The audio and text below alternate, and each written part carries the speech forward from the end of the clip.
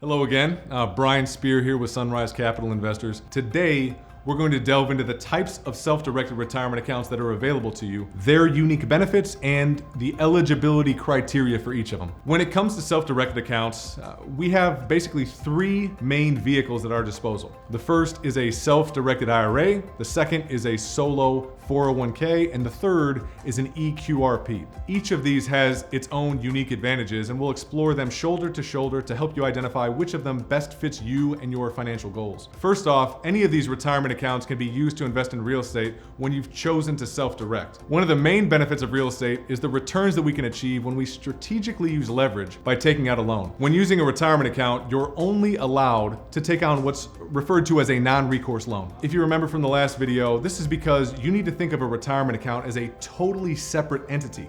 And we personally cannot guarantee loans that are held within our retirement account. The terms on these non-recourse loans, they can vary significantly depending on the size and the type of the property. For smaller loans on single-family properties, you're typically going to have to go to a local bank or a credit union, and the terms may be less favorable with higher interest rates and required minimum down payments. However, for larger properties that use commercial loans, like the properties we invest in here at Sunrise Capital Investors, these are non-recourse loans nearly every time. And they are always non-recourse loans from the limited partner's perspective. The terms are more favorable, better terms and significantly lower interest rates, which makes our commercial real estate properties a perfect fit for investing with a self-directed retirement account. Now, let's look at the contribution limits. With a self-directed IRA, you can contribute up to $6,000 annually with a $1,000 catch-up if you're 50 years or older. But with a solo 401k or an EQRP, you can contribute significantly more, up to $57,000 annually, with the potential for an extra $6,500 per year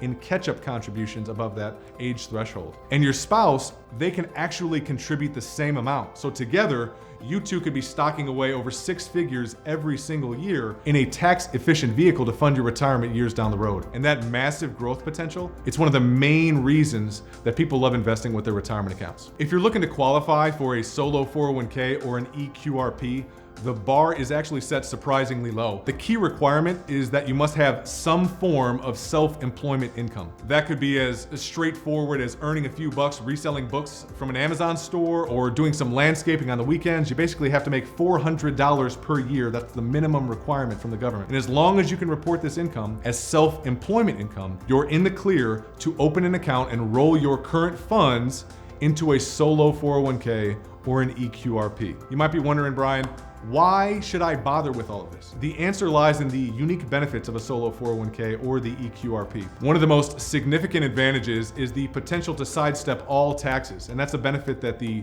self-directed IRA sadly doesn't offer. Also, a solo 401k or an EQRP provides the flexibility to borrow up to $50,000. You can actually take a loan against your self-directed 401k or self-directed EQRP. And that loan, it isn't considered a distribution, and it isn't subject to the usual self-directed rules that we've talked about. Once you secure that loan, your funds become immediately accessible, and they're as accessible as regular cash that's already in your pocket. The solo 401k and the EQRP, they actually have the same exact structures and benefits. And while both require you to have self-employment income, the solo 401k is limited in that you cannot have full-time employees in your business. However, your spouse does not actually count as one of those full-time employees and can benefit under your solo 401k. You can even employ some types of union employees, some 1099 contractors, maybe some employees that are under the age of 21, non-resident foreign national employees, etc. But if you do have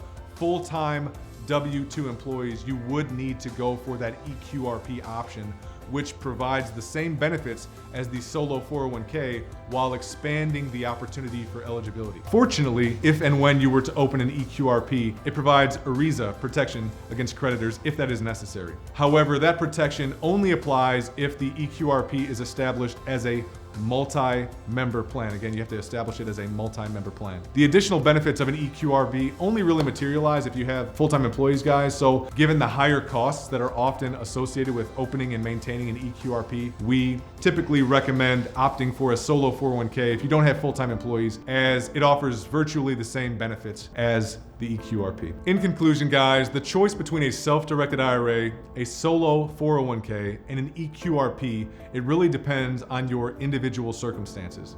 including your employment status, your contribution goals, and your tax planning strategy. At Sunrise Capital Investors, we're here to guide you through these decisions and help you maximize your investing potential.